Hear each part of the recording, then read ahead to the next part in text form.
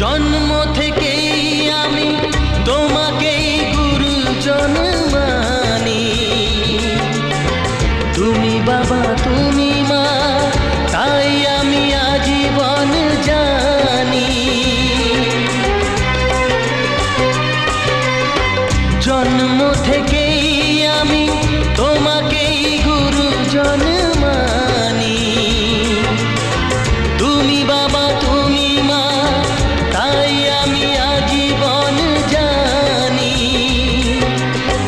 তবে কেন স্নেহের বাঁধন